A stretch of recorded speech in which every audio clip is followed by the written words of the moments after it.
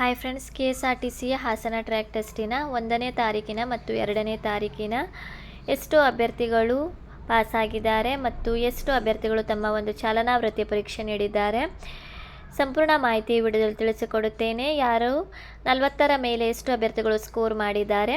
ಅದೇ ರೀತಿ ಈಗ DCMC ಚಾಲನಾ ವೃತ್ತಿ ಪರೀಕ್ಷೆ ಹಾಸನದಲ್ಲಿ ನಡೆಯುತ್ತಾ ಇದೆ. ನೆಕ್ಸ್ಟ್ ಡ್ರೈವರ್ ಟೆಸ್ಟ್ ಯಾವಾಗ ಸ್ಟಾರ್ಟ್ ಆಗುತ್ತದೆ ಇದರ ಬಗ್ಗೆ ಕೂಡ ಮಾಹಿತಿಯನ್ನು ನೀಡುತ್ತೇನೆ. ವಿಡಿಯೋ ಸ್ಕಿಪ್ ಮಾಡದೆ ಕೊನೆಯವರೆಗೂ ನೋಡಿ. ಯಾರೆಲ್ಲ ನನ್ನ ಚಾನೆಲ್ ಹೊಸದಾಗಿ ನೋಡುವರು ಪ್ಲೀಸ್ ಸಬ್ಸ್ಕ್ರೈಬ್ ಮಾಡಿ ಮತ್ತು ಪಕ್ಕದಲ್ಲಿರೋ ಬೆಲ್ಲೈಕನನ್ನು ಕ್ಲಿಕ್ ಮಾಡಿ. ನಾನು ಹಾಕುವ ಈ ರೀತಿಯ ಹೊಸ ಉದ್ಯೋಗದ ಮಾಹಿತಿ ಬೇಗನೆ ನಿಮ್ಮ ಹತ್ತಿರ ತಲುಪುತ್ತದೆ. ಹಾಯ್ ಫ್ರೆಂಡ್ಸ್, KSRTCಯ ಹಾಸನ ಟ್ರ್ಯಾಕ್ ಟೆಸ್ಟಿನ 1 ಮತ್ತು 2ನೇ ತಾರೀಕಿನ ಸ್ಕೋರ್ ಪಟ್ಟಿಯ ವಿವರ ಆಗಿದೆ. ನೀವು ಇಲ್ಲಿ ನೋಡಬಹುದು. 1ನೇ ತಾರೀಕಿಗೆ ಟೋಟಲ್ 102 ಅಭ್ಯರ್ಥಿಗಳು ಚಾಲನಾ ವೃತ್ತಿ ಪರೀಕ್ಷೆ ನೀಡಿದರು. ಅದೇ ರೀತಿ 2ನೇ ತಾರೀಕಿಗೆ 100 ಅಭ್ಯರ್ಥಿಗಳು ತಮ್ಮ ಒಂದು ಚಾಲನಾ ವೃತ್ತಿ ಪರೀಕ್ಷೆ ನೀಡಿದ್ದಾರೆ. 1ನೇ ತಾರೀಕಿನ ಸ್ಕೋರ್ ನೋಡುವುದಾದರೆ 1ನೇ ತಾರೀಕಿಗೆ 40ರ ಮೇಲೆ ತುಂಬ ಕಡಿಮೆ ಅಭ್ಯರ್ಥಿಗಳು ಸ್ಕೋರ್ ಮಾಡಿದ್ದಾರೆ. ನೀವು ಇಲ್ಲಿ ನೋಡಬಹುದು. ಅದೇ ರೀತಿ ನೋಡಿ, 1ನೇ ತಾರೀಕಿಗೆ ಹೈಯೆಸ್ಟ್ ಸ್ಕೋರ್ 49ವರೆ. 2 ಅಭ್ಯರ್ಥಿಗಳು 49ವರೆ ಸ್ಕೋರ್ ಮಾಡಿದ್ದಾರೆ. ಅದೇ ರೀತಿ 45ರ ಮೇಲೆ ತುಂಬ ಕಡಿಮೆ ಅಭ್ಯರ್ಥಿಗಳು ಸ್ಕೋರ್ ಮಾಡಿದ್ದಾರೆ. ನೀವು ಇಲ್ಲಿ ನೋಡಿ, ಇನ್ನೊಬ್ಬರು 49ವರೆ. ಇಬ್ಬರು ಸೇಮ್ ಸ್ಕೋರ್ ಪಡೆದುಕೊಂಡಿದ್ದಾರೆ 1ನೇ ತಾರೀಕಿಗೆ. ಅದೇ ರೀತಿ ಸೆಕೆಂಡ್ ಹೈಯೆಸ್ಟ್ ಸ್ಕೋರ್ 1ನೇ ತಾರೀಕಿಗೆ 48ವರೆ ಮಾಡಿದ್ದಾರೆ. ಆಮೇಲೆ ಒಬ್ಬರು 47 ನೋಡಿ, ಆಮೇಲೆ 48, ಇನ್ನೊಬ್ಬರದು 46. ಈ ರೀತಿ 45ರ ಮೇಲೆ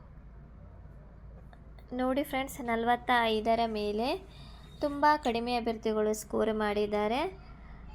5-6 ಜನ ಅಷ್ಟೇ 45ರ ಮೇಲೆ ಸ್ಕೋರ್ ಮಾಡಿದ್ದಾರೆ.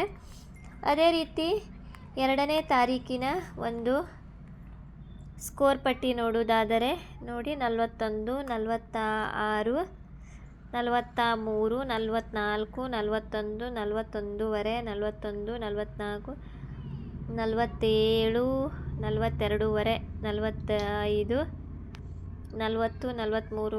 43, 43ವರೆ, 42ವರೆ, 45ವರೆ, 47, 46, 46ವರೆ, 44, 47ವರೆ, 48.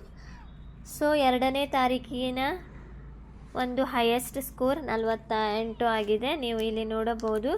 ಅದೇ ರೀತಿ 45ರ ಮೇಲೆ 5ರಿಂದ 6 ಅಭ್ಯರ್ಥಿಗಳಷ್ಟೇ ಸ್ಕೋರ್ ಮಾಡಿದ್ದಾರೆ.